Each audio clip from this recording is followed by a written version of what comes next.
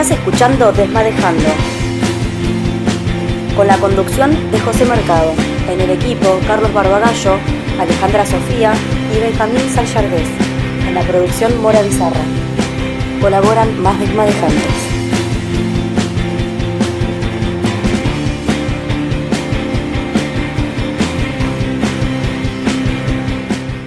Buenas noches a todas y a todos.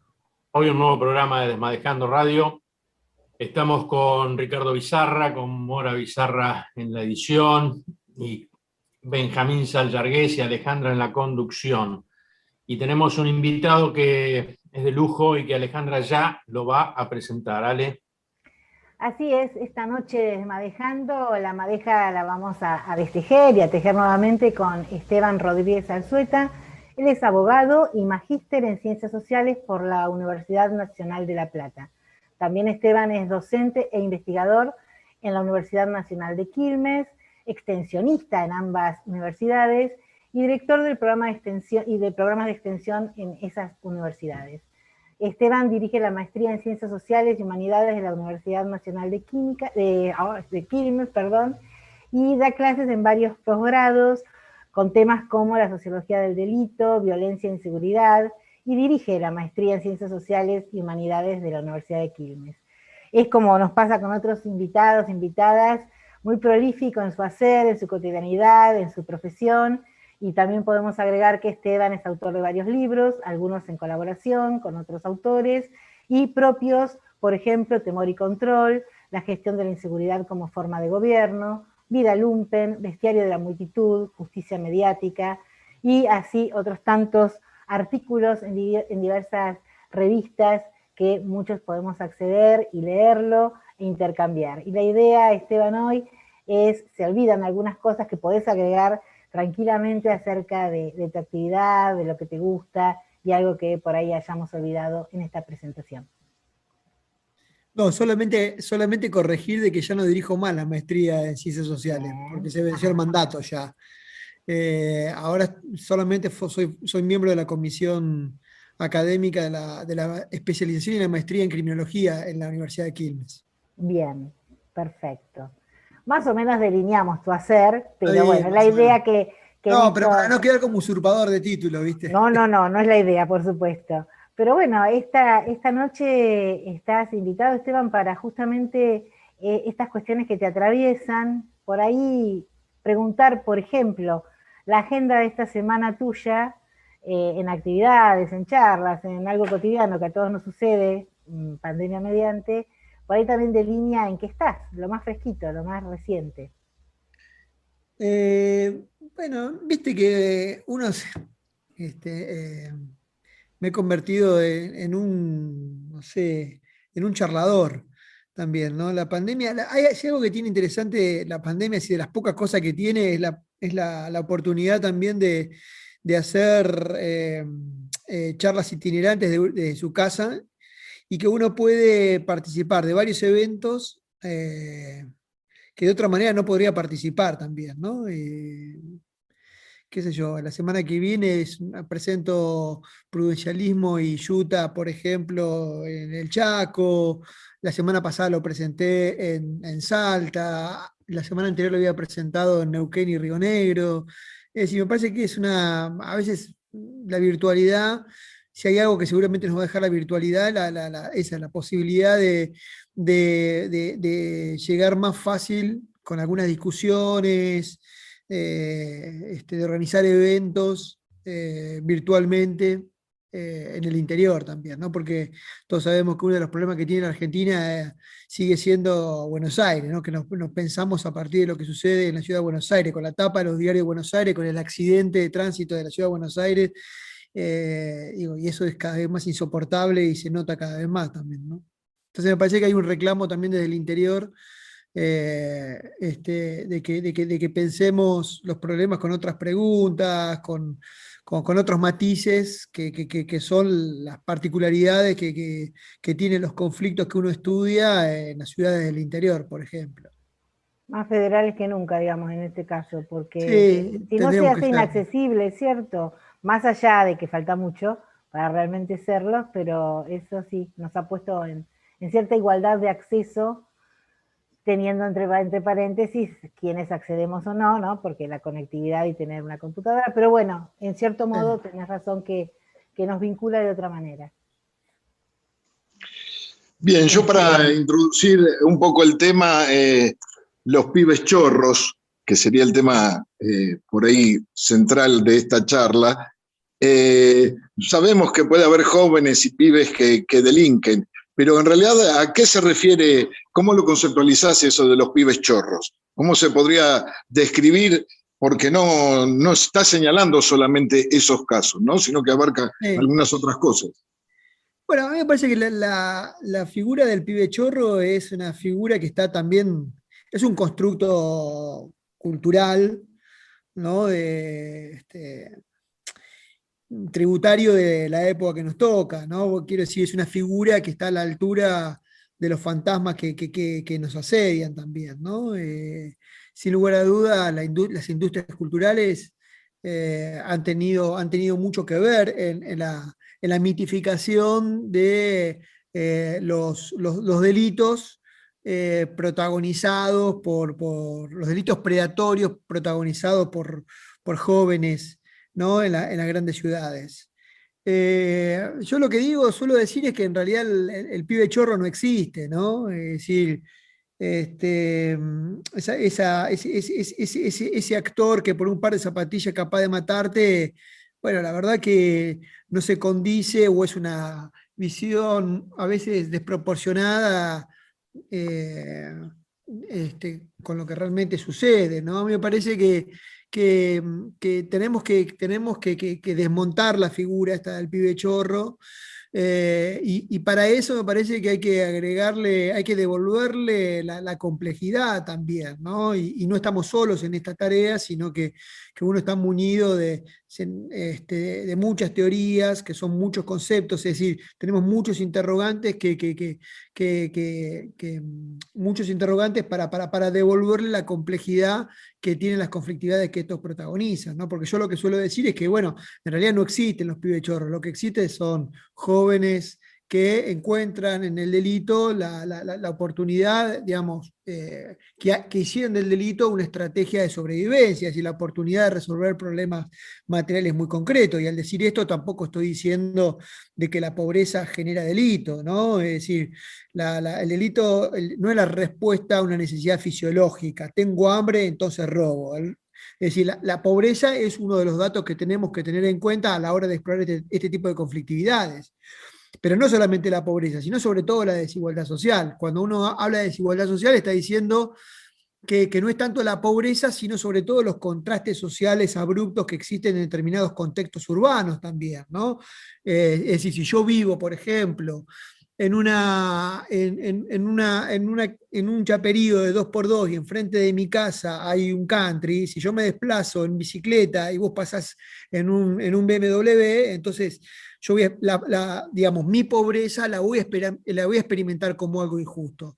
Sobre todo en contextos políticos, ¿no?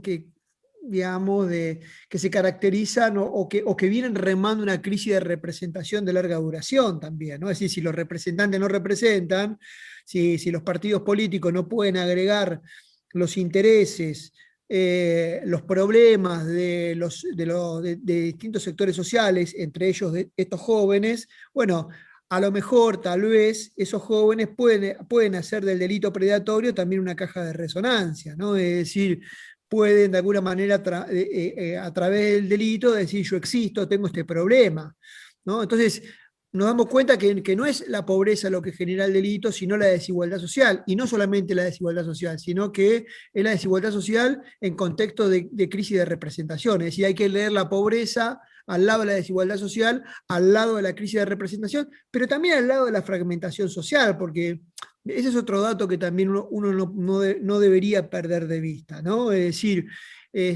cuando hablamos de fragmentación estamos hablando del desdibujamiento de esos precontratos comunitarios que van normando la vida cotidiana de relación, esos consensos comunitarios que alguna vez se construyeron en torno a la familia estable, la escuela estable, el trabajo estable, que han implosionado en las últimas décadas, sobre todo con el neoliberalismo, con las reformas de Estado, etcétera, etcétera. Bueno, nada, la impotencia instituyente ha hecho, digamos, que los jóvenes también desarrollen, construyan sus identidades en función de otras prácticas que no suelen ser controladas, digamos, o donde los controles sociales fracasan, ¿no? Y por tanto los jóvenes pueden derivar hacia algún tipo de transgresiones también, ¿no? Entonces, me parece que lo que uno puede decir es que no existe los pibes chorros, lo que existe son un joven que experimentan la pobreza como algo injusto, en contextos de crisis de representación, en contextos de fragmentación social, y además en contexto también, digamos, en sociedades donde el mercado tiene cada vez más protagonismo, ¿no? Yo siempre lo digo con una canción del Indio Solari, cuando dice, si Nike es tu cultura, Nike es tu cultura hoy, ¿no? Es decir, si yo para poder existir tengo que tener las Nike y mamá y papá no me los pueden comprar porque la economía familiar se ha desfondado, bueno, entonces empezá a correr porque yo también quiero existir. Es decir, me parece que el consumismo también es un dato que uno tiene que pensar. Es otro problema que, digamos, que uno tiene que constelar, ¿no? Porque digo constelar porque yo soy de la idea de que hay que leer un problema al lado otro problema, al lado otro problema, al lado otro problema, ¿no? Es decir, y otro de los conflictos que uno no debería perder de vista es el consumismo, ¿no? Es decir, son esas interpelaciones que ejerce el mercado para que adecuemos nuestros estilos de vida a determinadas pautas de consumo. Y que también esa presión que ejerce el mercado termina también gravitando en las desigualdades, porque muchas veces en la vida de los jóvenes le pesan más las pequeñas desigualdades que las grandes desigualdades. Es decir, el problema no es tanto muchas veces que el que vive enfrente de casa viva en un country, sino, por ejemplo, que los que vivimos en este asentamiento, los que vivimos entre los que vivimos en el mismo asentamiento, el que está al lado mío tiene el celular último modelo y yo no lo tengo, ¿no? Es decir, las pequeñas desigualdades que generan envidia, digamos, terminan profundizando las privaciones relativas también, ¿no? Entonces, esto, Esteban, es Esteban Rodríguez Alzueta. Esteban, sos apasionado, nos apasionás a nosotros en la charla. Vamos a escuchar un poquito de música y seguimos dialogando con este invitado de Desmadejando Radio.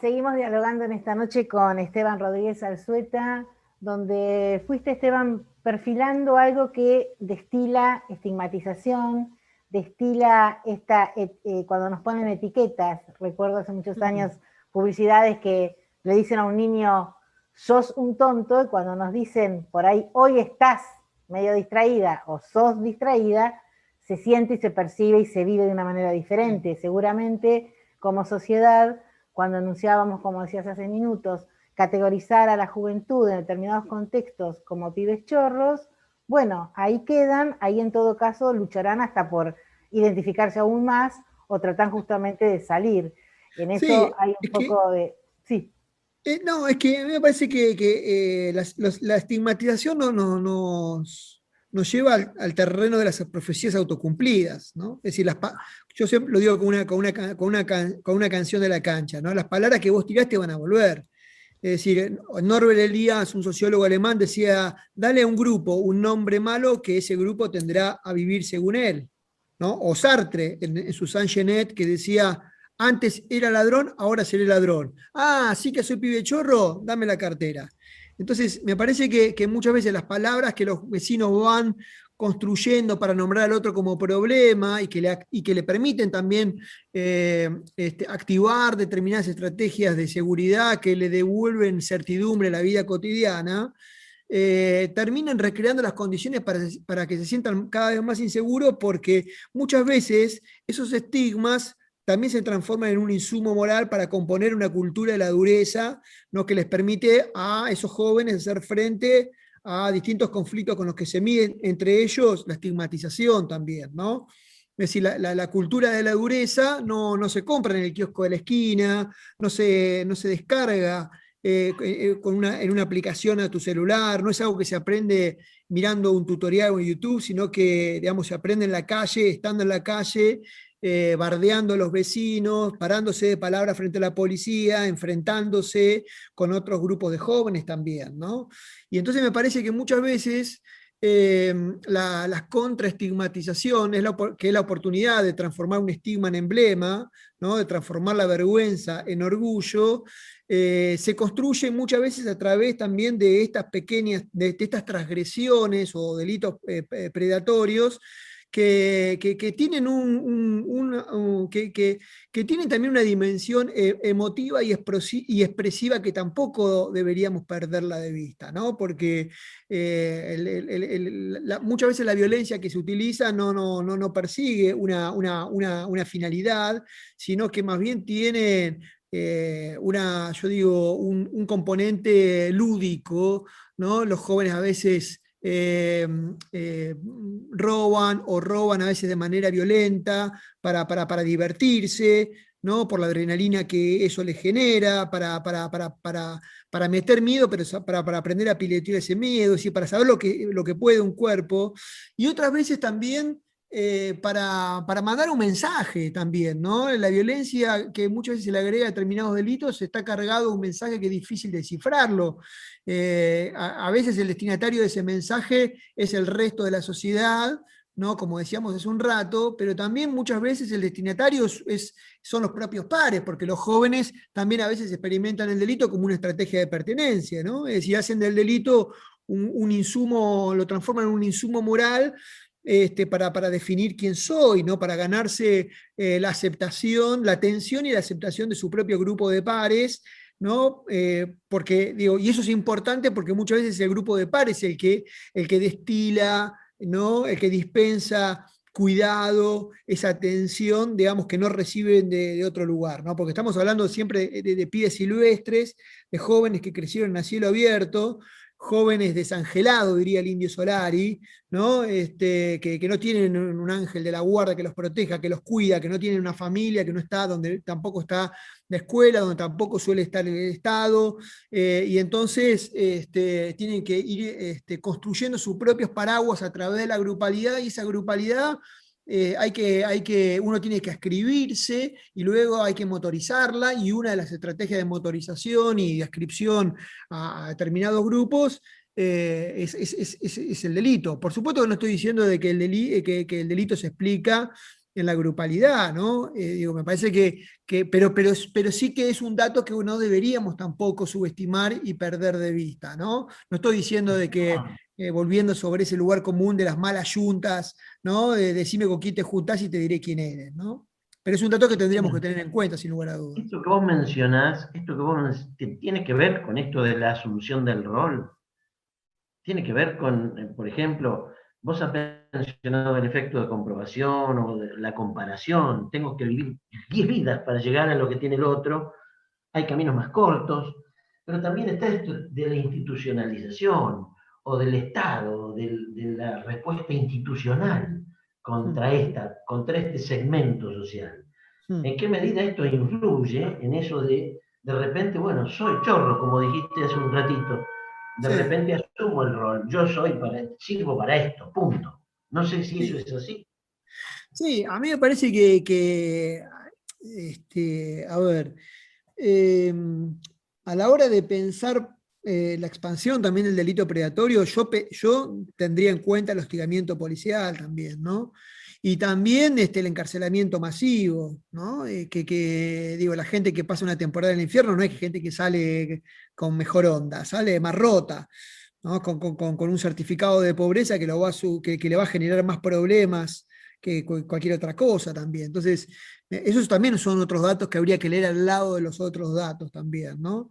Es decir, por supuesto que uno no tendría que romantizar tampoco a los pibes, a estos pibes chorros, lo digo entre comillas, ¿no? O sea, nadie está diciendo de que estos jóvenes no representen un problema y que ese problema que sea un problema ficticio, ¿no? Es un problema real y concreto, sobre todo en determinados barrios, en determinados territorios, ¿no? Y por eso uno tiene que ensayar una respuesta. Y si el Estado no ensaya una respuesta, lo que vamos a encontrar es que también los propios vecinos son los que empiezan a ensayar esa respuesta, ¿no? Porque, por ejemplo, lo que se está viendo hoy día en algunos barrios, ¿no? En algunas ciudades del conurbano bonaerense es violencias altamente lesivas, ¿no? Vecinos justicieros, linchamientos, tentativas de linchamientos, quemas intencionadas de vivienda, con saqueos a las casas y posterior deportación de grupos familiares enteros de los barrios. Es decir, lo que estamos viendo también es que los homicidios dolosos en Argentina, en la provincia de Buenos Aires, empiezan a tener cifra negra. Es decir, son homicidios que son caratulados por los hospitales como accidentes o como supuestos suicidios que no se investigan, porque además son pobres. Y entonces, digo, me parece que eso nos está hablando de que la violencia, es decir, estos vecinos, cuando a través de la violencia, a través de una violencia altamente lesiva, intentan reponer umbrales de tolerancia, ¿no? Umbrales de tolerancia para agregarle certidumbre a la vida cotidiana, ¿no? Me parece que la violencia, estas violencias altamente lesivas son como una suerte de economía moral de seguridad, ¿no? Que les permite eso, agregarle certidumbre a la vida cotidiana. Y esto justamente, y no voy a decir que es porque el Estado está ausente, el Estado está presente, lo que pasa es que a veces el Estado no está presente como a veces a los vecinos les gustaría que esté presente. Cuando uno revisa, por ejemplo, las llamadas del las llamadas del 911 de las policías, lo que uno se encuentra es que las llamadas provienen de todos lados, ¿no? De todos esos barrios, inclusive muy violentos, con lo cual uno puede deducir que en realidad si los vecinos siguen llamando al 911 es porque creen en el Estado, ¿no? Hay una interpelación en el Estado. Lo que pasa es que el Estado no llega, o llega tarde, o llega mal, ¿no? Y entonces, en esas situaciones, muchas veces los vecinos, desarrollan su propia estrategia de seguridad, porque en estas prácticas de violencia no está en juego la justicia, no son castigos, pueden que sean castigos anticipatorios, pero sin justicia, sino que, porque de lo que se trata sobre todo es de agregarles seguridad. Una seguridad paradójica, porque es una seguridad muy insegura, porque, ya te digo, lejos de crear mejores condiciones para decidir entre todos cómo queremos vivir todos y todas, terminan reproduciendo malentendidos, agregándole más leña al fuego, ¿no?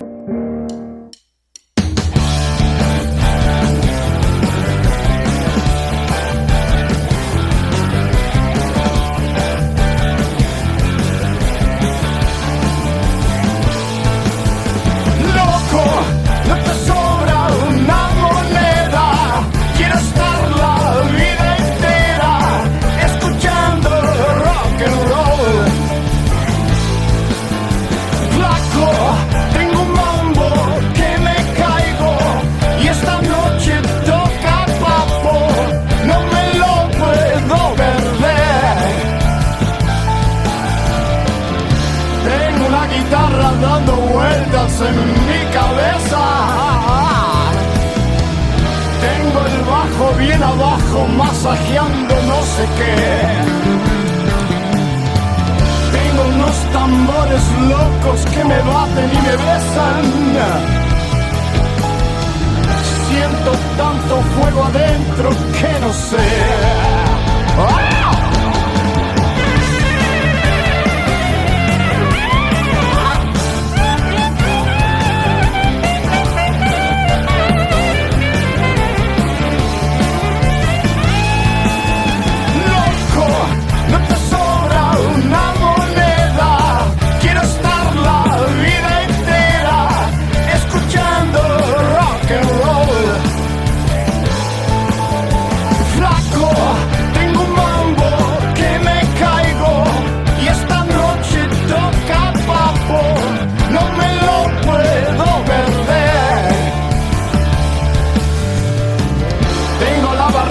Llena de pastillas sin receta,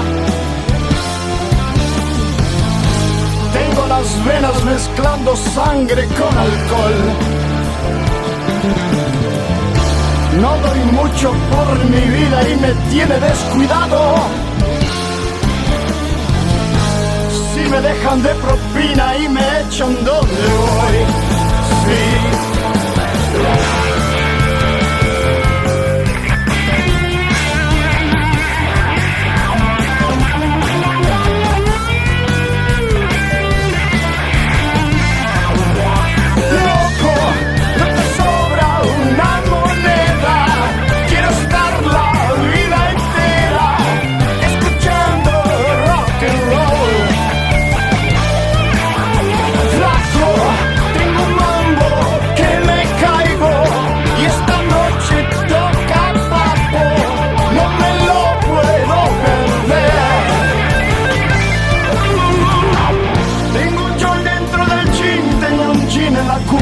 Tengo espina en las piernas, tengo miedo de la ley y un palazo en la nuca que me traga tierra.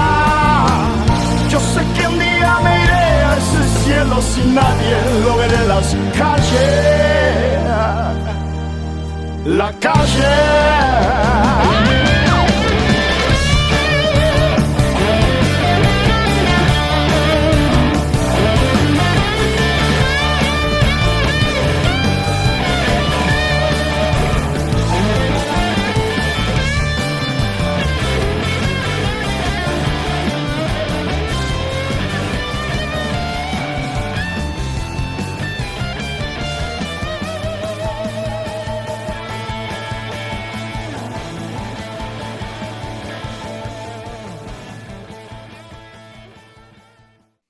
Bueno, continuamos la charla luego de este tema musical con Esteban Rodríguez Alzueta, que nos estaba comentando sobre el final del bloque anterior, estos datos realmente impactantes, ¿no? Sobre las violencias laterales, diría, no sé si podría decir así, que son datos que realmente abruman, ¿no? Que lo que sucede, digamos, horizontalmente, ya no por atribuibles a las fuerzas del orden, como la fuerza policial, o a gente que se defiende, como los que ejecutan por mano propia de clase media, como el caso del subcomisario que mató a 2 jóvenes, sino que se dan dentro del mismo barrio. ¿Cómo se entiende eso? ¿Cómo lo podrías explicar qué es lo que sucede con eso, Esteban?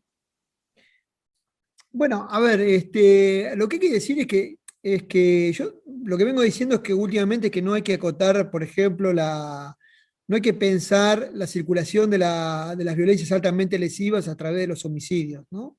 De hecho, si uno piensa en la circulación de la violencia a través de los homicidios dolosos, uno no puede entender, por ejemplo, este tipo de hechos, porque uno puede llegar a la conclusión de que efectivamente están bajando los homicidios, pero si uno piensa, por ejemplo, piensa los homicidios con las balaceras, piensa los homicidios con los conflictos interpersonales que terminan con daños, ¿no? Con las vandalizaciones, escuelas, centros de salud, ¿no? Con este tipo, digamos, de quemas de viviendas, saqueos colectivos a determinadas casas, etcétera, etcétera, uno enseguida empieza a ver de que en determinados barrios puntuales de la provincia de Buenos Aires, de ciudades del conurbano, digamos, ahí la violencia se está disparando, ¿no? Entonces, y esa violencia disparada también merece ser pensada. ¿Qué es lo que está pasando en esos en esos barrios? ¿Por qué los vecinos de esos barrios recurren a violencias altamente lesivas? Ya te digo, no para pensar la justicia, sino para pensar la seguridad, porque en esos barrios cuando se emplea esa violencia no es la ley de talión, ojo por ojo, diente por diente. O sea, el robo de un celular te puede costar la vida, y eso es así porque no está en juego la reparación, sino la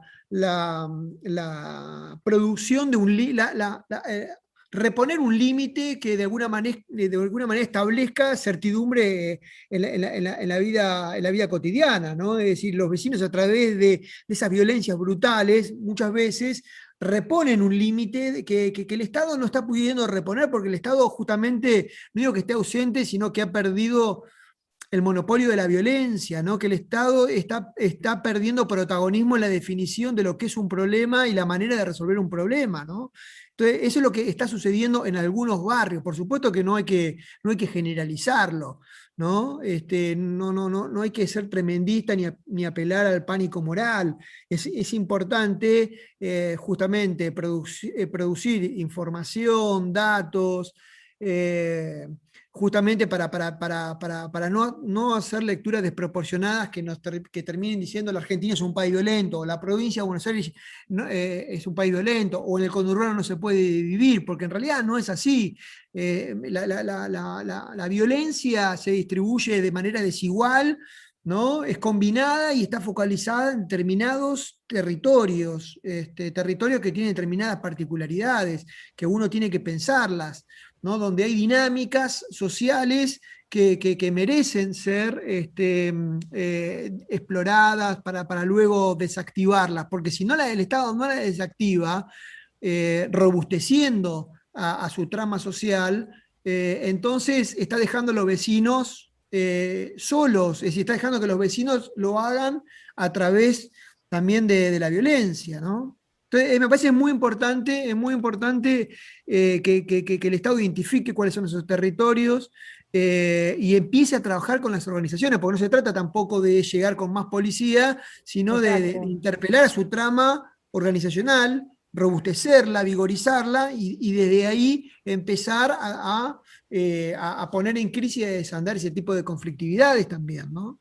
Y desandarlas nosotros como sociedad, porque con los medios que nos atosigan, nos ponen todo el tiempo de frente los relatos de estas cuestiones que dimensionan de otra manera, donde, digamos, vuelve a aparecer esta cuestión de caracterizar determinados contextos, determinadas personas, determinados lugares. Uh-huh. Esteban, empezaste esta entrevista comentando, entre otras cosas, tu último libro, Prudencialismo, el gobierno de la prevención.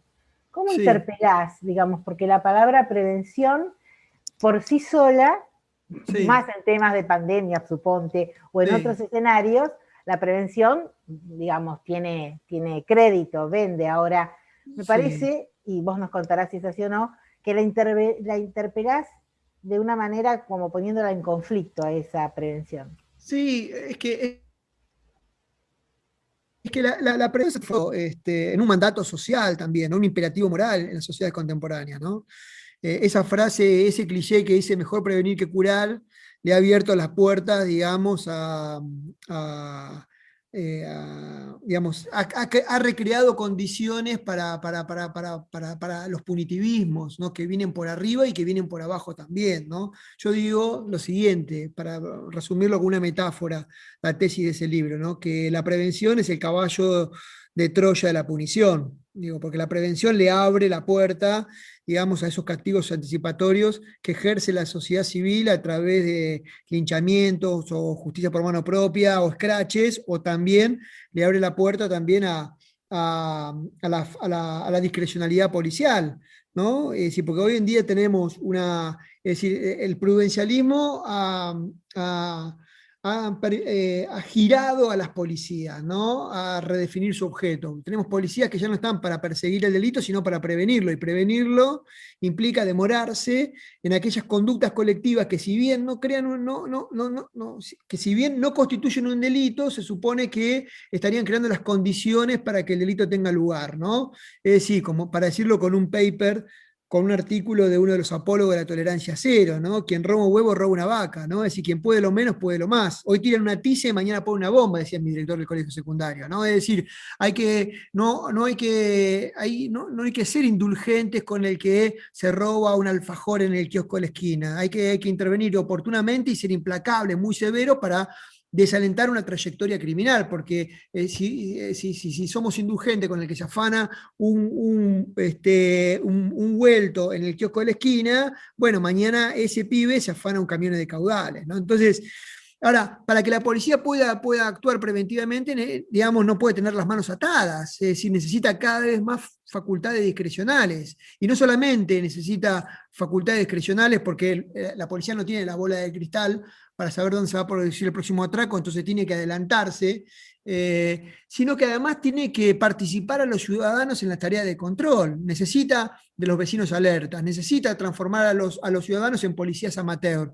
¿no? Porque son los vecinos los que tienen que mapearle a la policía la deriva de esos colectivos de pares que tanto riesgo introducen en la comunidad, es decir, que son referenciados como productores de miedo, de la inseguridad nuestra de cada día. Esa es un poco la tesis, digamos, de prudencialismo también, ¿no? Es decir, que la prevención, lejos de resolver los problemas en materia de seguridad, terminan agravándolos también, ¿no? Por lo menos en determinados barrios, ¿no? Esteban, un placer tenerte desmadejando estos temas que no son sencillos, No, que para nada. seguramente nos demandan atención y nos demandan involucrarnos, ¿no? Porque si no, uno ve el jueguito como de afuera y estamos todos en la cancha. Así que un gusto tenerte con nosotros en este Desmadejando Radio, y no sé si estas presentaciones de los libros las podemos ver a través de alguna red social. Sí, en YouTube. Son abiertas. Perfecto. Así que estaremos siguiéndote por redes sociales, por YouTube, sobre las charlas de Esteban Rodríguez Alzueta, que hoy nos ayudó a desmadejar estas temáticas. Muchas gracias, Esteban. Muchas gracias. Gracias, Esteban, gracias.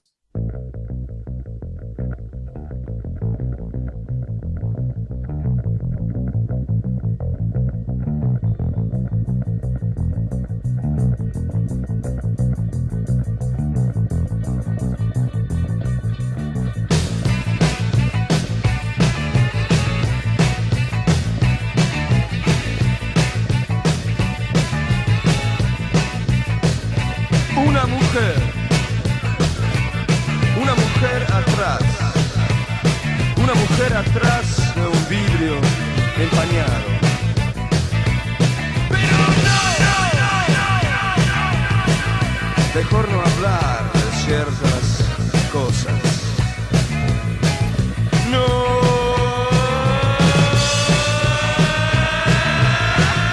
Mejor no hablar de ciertas cosas.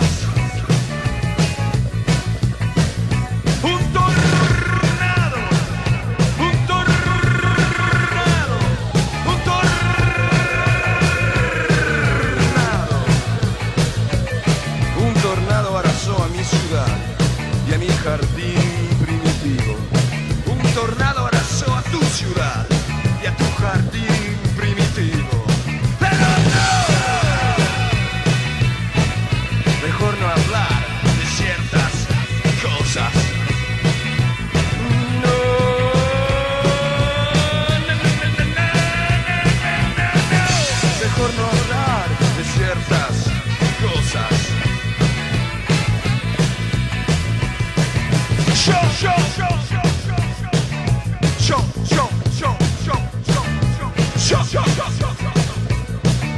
Yo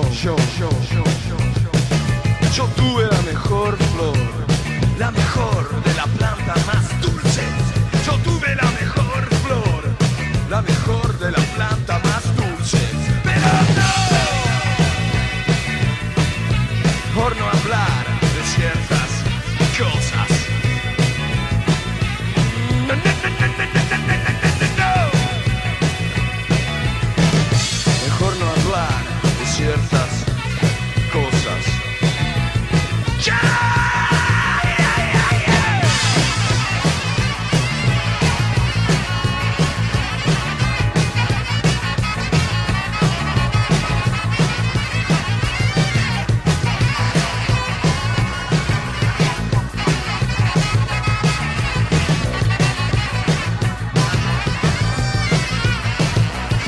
Saltando,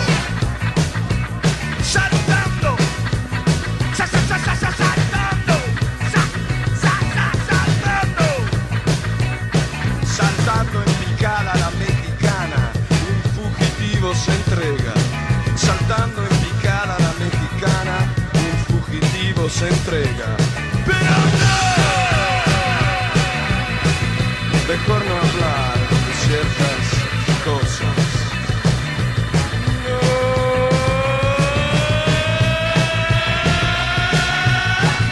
Mejor no hablar de ciertas cosas. Check. Check. Bye.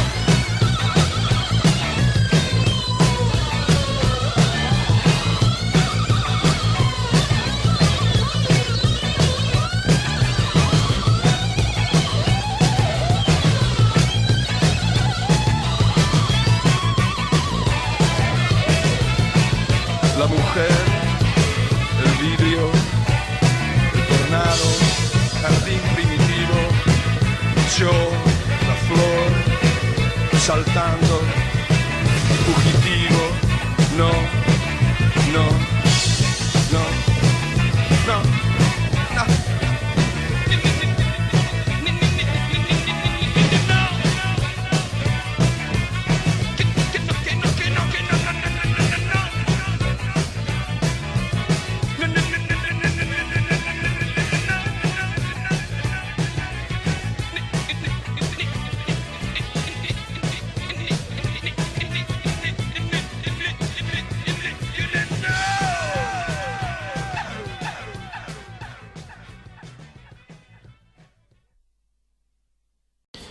Bueno, y así llegamos a un nuevo final de Desmadejando en la Radio. Hoy quiero recordar a un ministro de la Nación que se llamó Juan Pistarini.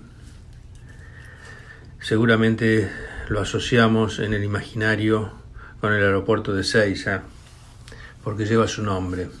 Fallecía a finales de mayo del año 56 en la cárcel de Ushuaia, cuando tenía 74 años, y estaba privado de la libertad, fruto del golpe fusilador de 1955, que reabrió esa cárcel de Ushuaia para llevar presos políticos, y también lo privó de atención médica y de buena alimentación, algo habitual en el sector del país que representa a lo más reaccionario y oligárquico de la población argentina. Había sido Juan Pistarini un ministro leal a Juan Domingo Perón. Sufrió el olvido, la tortura y la detención por los jueces de la época. La familia de Pistarini también fue perseguida y a él se le quitó incluso la pensión militar, algo habitual con solo repasar la historia argentina. Como ministro de Obras Públicas de la República Argentina, hizo posible en sus largos años de gobierno ejemplares concreciones vinculadas al sector de los viajes y del turismo. Desde el ministerio, Pistarini ordenó grandes obras para paliar los efectos del terremoto de San Juan que había ocurrido en la República Argentina, en San Juan, en el año 1944. Sus planes incluyeron también miles de kilómetros de ruta, además de las obras requeridas para adaptar la circulación, que el 6 de junio de 1945 pasó a efectuarse por la derecha.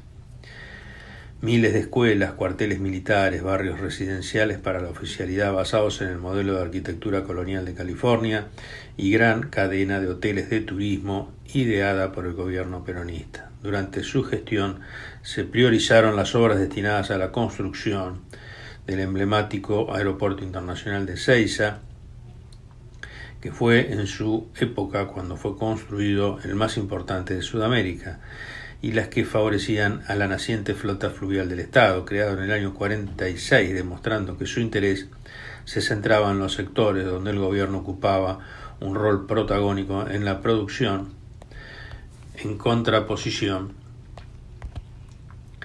a elementos que por ahí no tenían que ver con el tipo de obras realizadas principalmente en los años de la década infame, donde el Estado solo se limitaba a construir la infraestructura necesaria para beneficiar el desarrollo de la explotación privada. Vistarini también puso énfasis en los programas sociales del gobierno, como las viviendas, los balnearios y las colonias de vacaciones, obra que hasta ese entonces no formaban parte de la gestión tradicional de un Ministerio de Obras Públicas. En 10 años construyó el Aeropuerto Internacional de Ezeiza, 95 hoteles, 28 centros deportivos de alto rendimiento, un estadio, 256 centros turísticos para el obrero, 1.050 colegios, 260 secundarias, 180 refugios para ancianos, 105 hospitales, 25 bibliotecas, 312 maternidades, 700 vacunatorios y más de 500 barrios obreros, sin contar los edificios emblemáticos, las rutas, los caminos y los puentes. Realmente algo ya clásico cuando toca gobernar a los gobiernos populares. Bueno, será hasta el próximo lunes. Buenas noches, gracias a todos y a todas.